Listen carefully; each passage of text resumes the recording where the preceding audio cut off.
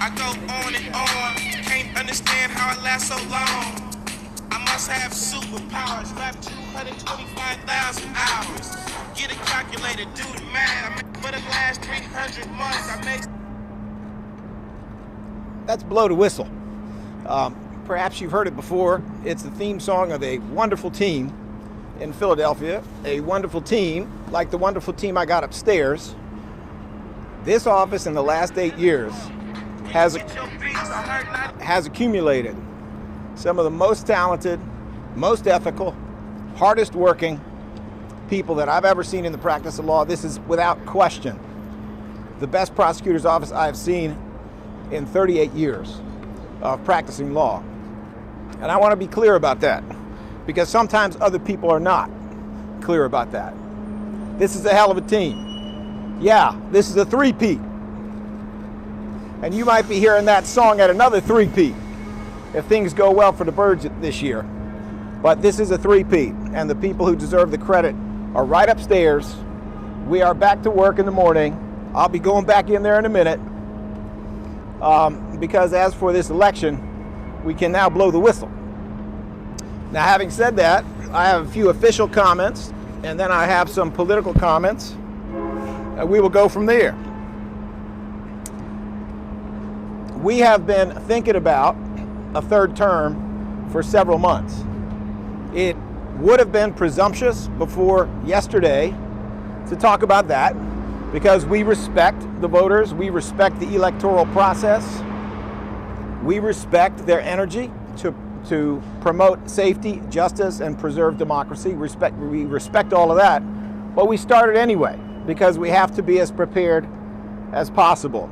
We have personnel right now who are working full-time on a series of best practices, a series of policies, a series of ideas for a third term. But that's not good enough. What we actually need is ideas from the public. It is from the people most affected by our criminal justice system. We need to stay connected to that and connected to them. So I am asking the residents of the city of Philadelphia, people of goodwill, people who care about each other, I'm asking for ideas. And this is how you can get them to us. There's an email where you can email your ideas. Feel free to include phone numbers or anything else that you have so that we can get back to you.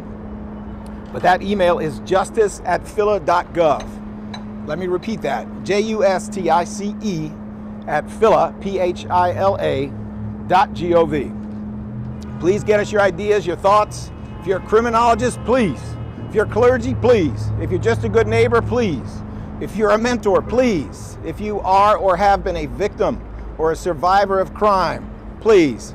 If you are or have been a witness, a juror, even a defendant, we want your ideas.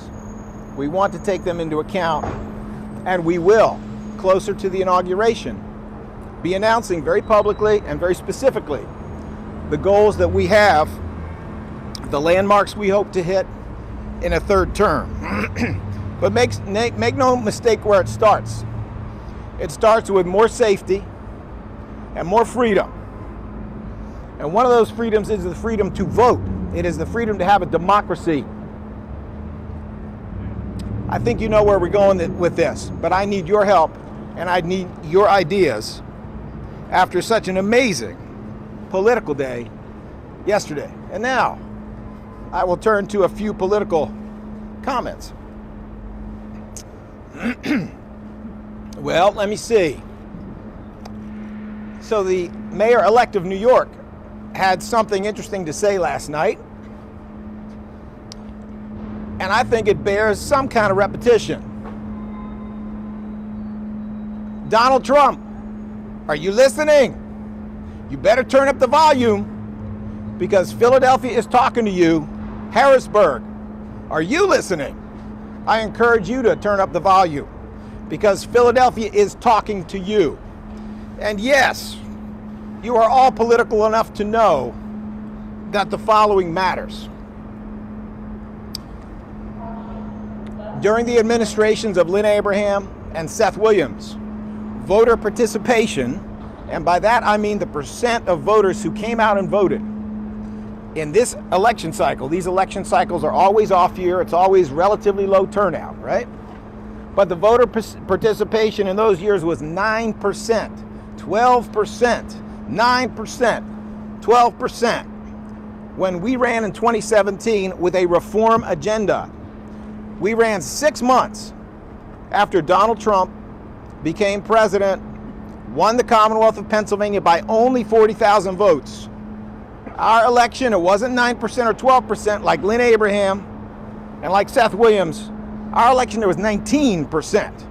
And everybody, every political expert was shocked because we had turned out 50,000 unexpected votes in one city after Donald Trump won the state by less than that, by 40,000 votes.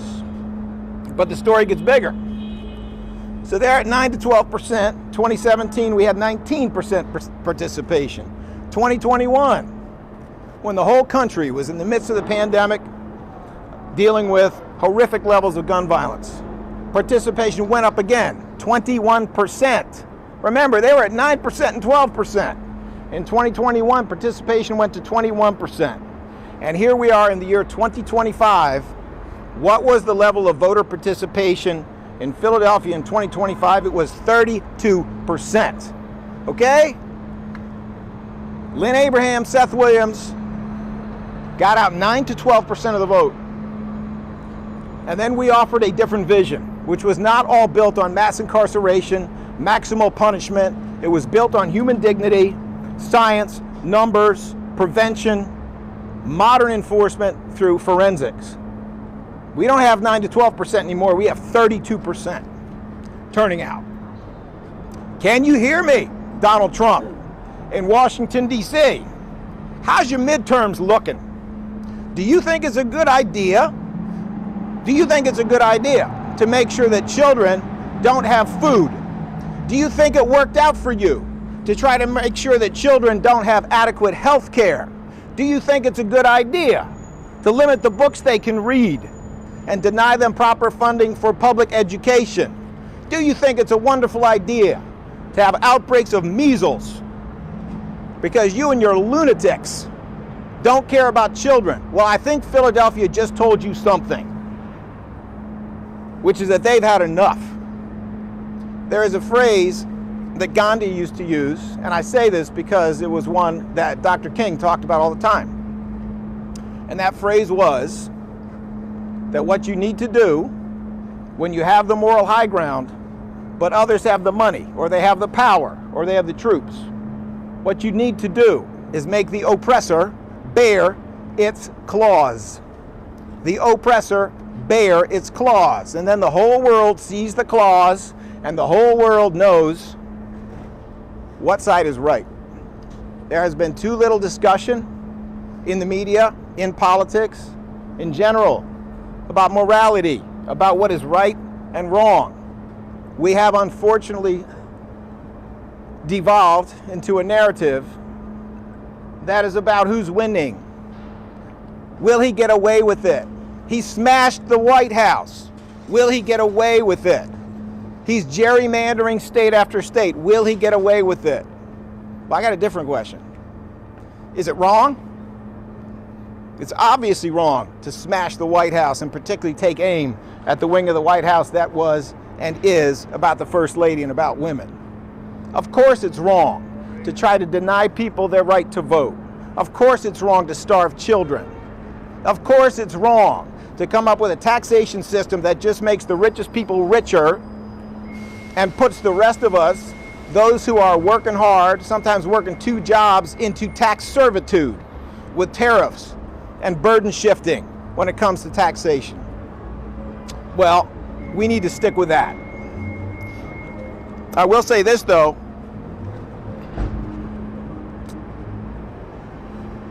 having now seen the results from last night, it is not just that voter participation has gone up and up and up in dramatic and unprecedented ways. It's not just that. The margin of victory for the Reform Prosecutor's Office in Philly has also gone up. The margin of victory yesterday was 51%.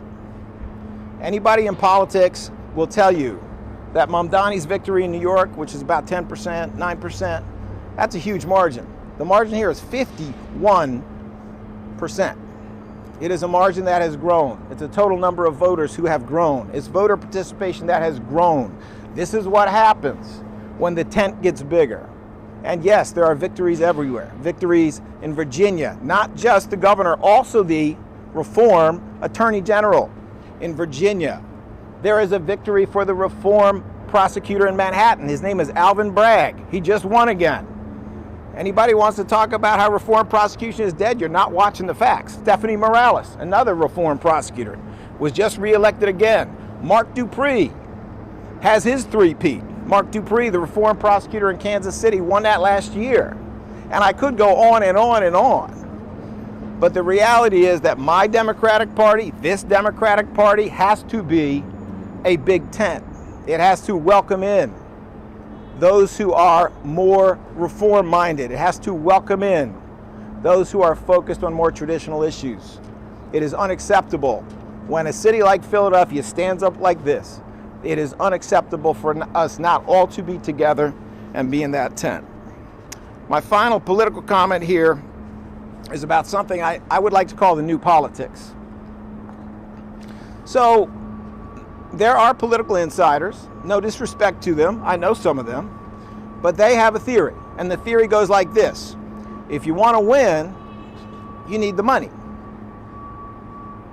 We've never had the most money. 3 times around, we've never had the most money. If you want to win, you need the institutions. You need the media to always be on your side. You need to have the local head of the political party on your side. We've never had that. We have never had either one of those things. You don't need the money. You don't need the institutions. You don't need all the flyers put through people's doors. You're supposed to do all of that because they tell you to do all of that. The TV ads, the radio ads, all that stuff. You're supposed to do all of that to get the votes.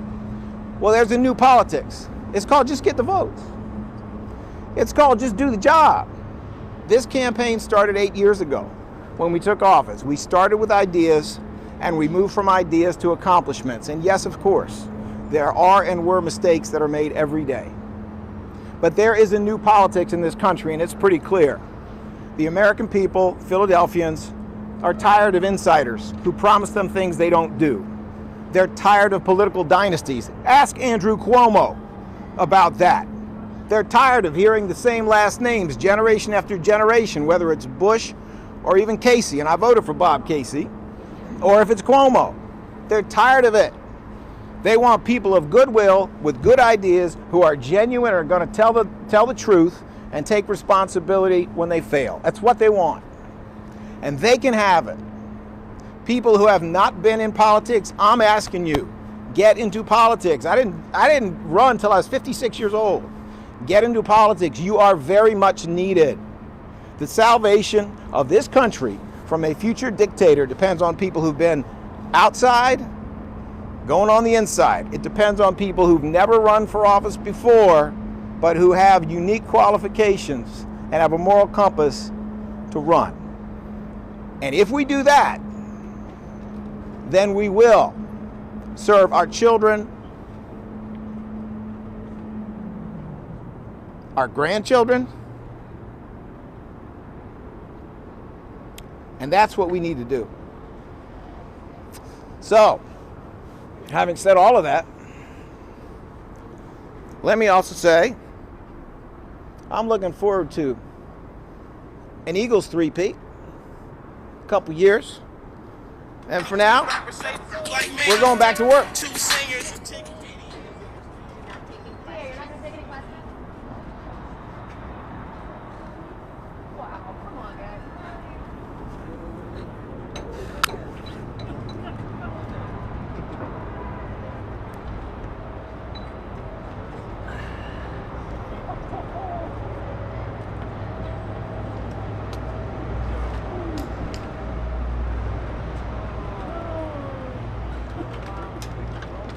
How are you?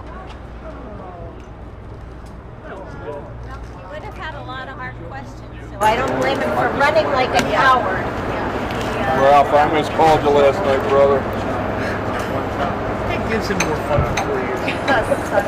Ralph, I personally apologize to you that you don't get to get off on it. How are you? Thank you guys, honey. I really appreciate it.